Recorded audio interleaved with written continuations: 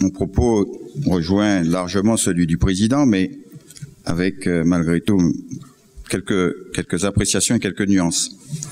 Notre rencontre d'aujourd'hui s'inscrit dans une pratique que je voudrais normaliser, de contact, d'échanges réguliers entre le monde économique et les instances politiques représentatives. Ce type de concertation est indispensable quand on aborde la problématique du développement économique. Alors, dans la plupart des pays, en particulier chez nos voisins de la Caraïbe, il paraît naturel à ceux qui ont en charge la gestion du secteur public et ceux qui dirigent les entreprises de se rencontrer régulièrement dans un climat de confiance, de respect mutuel, pour examiner les évolutions économiques et pour élaborer des stratégies. Depuis toujours, chez nous, il y a une méfiance réciproque de ces deux sphères de décision. Le politique a tendance à considérer les chefs d'entreprise comme des prédateurs égoïstes, peu soucieux de l'intérêt général, dont il faut se tenir à distance. Le monde économique, quant à lui, observe avec curiosité et scepticisme la représentation démocratique dont les décisions et le comportement lui paraissent à minima étranges, mais plus souvent incohérents. Ayant eu pour ma part à vivre les deux expériences, je suis convaincu que le développement économique de notre territoire nécessite que nous agissions ensemble. Ça peut paraître évident, et c'est la raison pour laquelle j'ai souhaité, puisque ça ne l'est pas selon moi, que nous ayons l'éclairage du Premier ministre de Sainte-Lucie qui vienne nous dire quel est le vécu et comment fonctionnent les relations entre le monde économique et les responsables politiques. Je remercie donc encore Monsieur le Premier ministre de Sainte-Lucie, Alain Chastedet, qui a bien voulu échanger avec nous sur ce thème, et j'espère que la pratique différente qui est la leur, à quelques kilomètres de la Martinique, favorisera notre prise de conscience collective. Les deux grands acteurs du développement, que sont les décideurs publics et privés, doivent travailler de concert. Tous les autres acteurs de la vie sociale, évidemment, les syndicats, les associations, l'administration, doivent être intégrés dans l'organisation d'espaces de concertation et d'échange. L'alternative à cette affirmation, c'est l'acceptation inéluctable d'une population qui serait de plus en plus engluée dans l'assistanat. C'est parce qu'il n'existe pas d'alternative chez eux. Il n'existe pas d'alternative que la création d'emplois est pour eux depuis longtemps comprise comme le moteur du développement sur lequel repose l'implication de tous.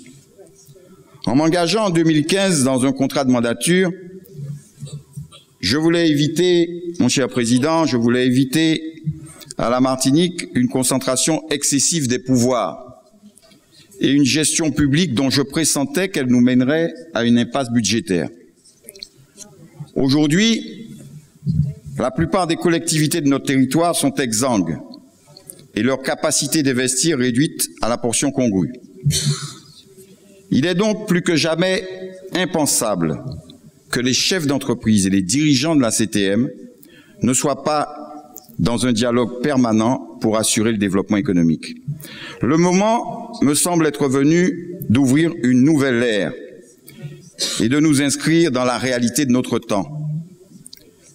Les dirigeants politiques de notre territoire, la Martinique, selon moi, mettent trop de temps à abandonner l'inspiration marxiste de la lutte des classes, qui explique leur défiance vis-à-vis du monde économique et leur interdit des relations simples, de crainte sans doute d'être qualifiés de compromission avec les capitalistes.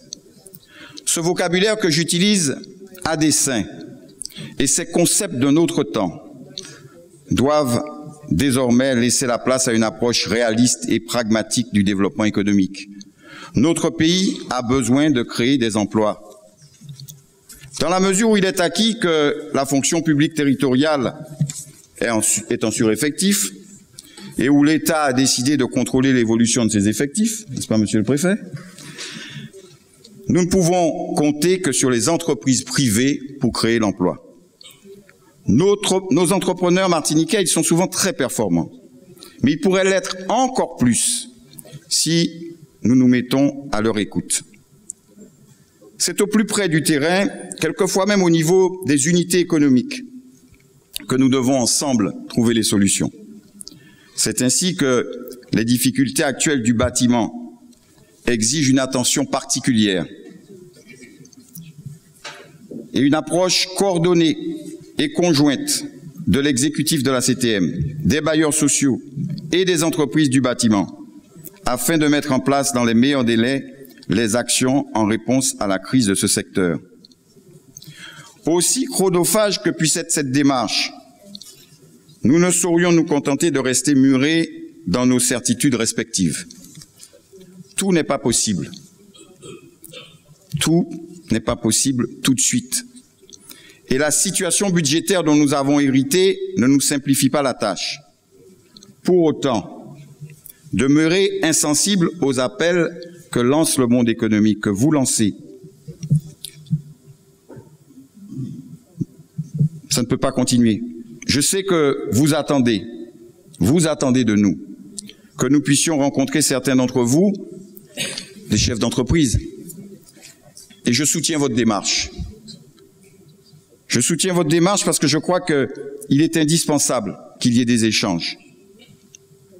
Au cours des 2 années qui viennent de s'écouler, la mise en route de la CTM a nécessité beaucoup d'énergie afin d'assurer la fusion mal préparée de 2 collectivités, la région et le département, qui avaient des cultures, des principes d'organisation et des situations financières sensiblement différentes.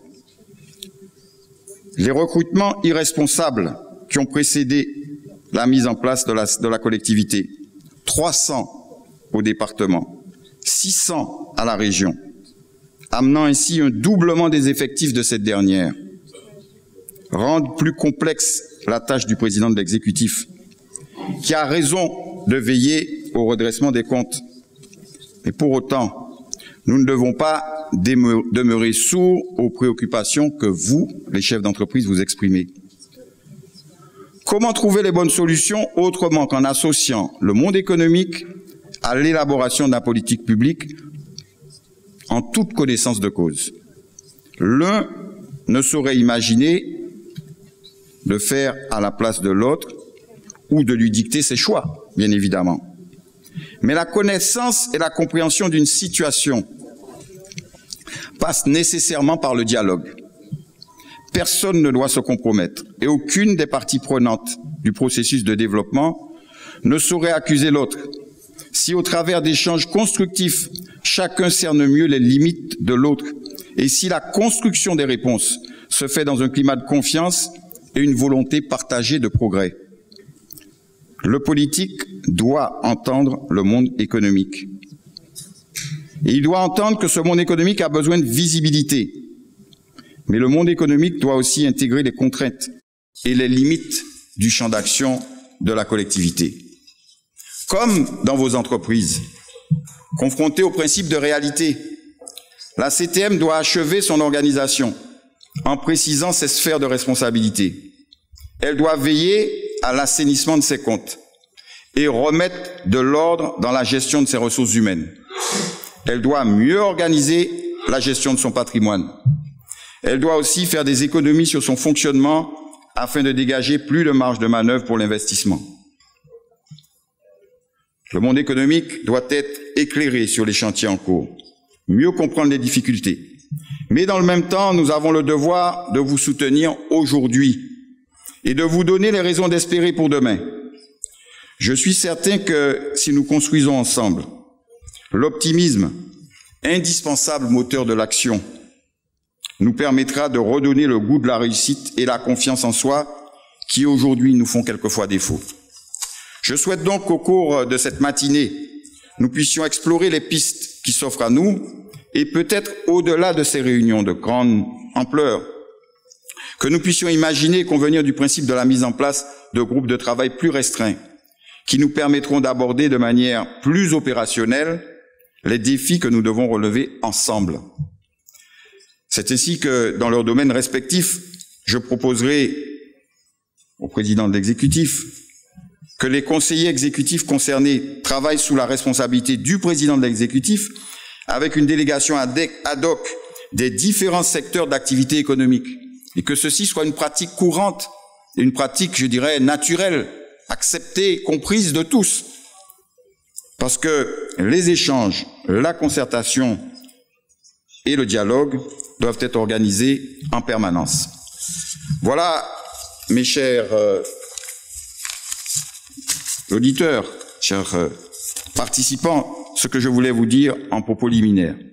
En clair, et je suis très heureux que le président ait présenté les choses comme il l'a fait, je crois qu'il faut que nous renforcions les liens entre ces deux secteurs. Il faut que nous le fassions comme le font nos voisins. C'est pour ça que j'attends ce témoignage et que j'espère que vous allez interroger le Premier ministre, parce que on ne peut pas vivre dans un pays et penser qu'on va pouvoir le développer si les uns et les autres ne le font pas de concert. Merci. C'est un petit peu le sens de cette réunion que je voulais avoir ce matin. Je ne pensais pas qu'elle aurait eu ce côté un peu cérémonial. Je pensais être très dans le pratique, mais c'est pas plus mal.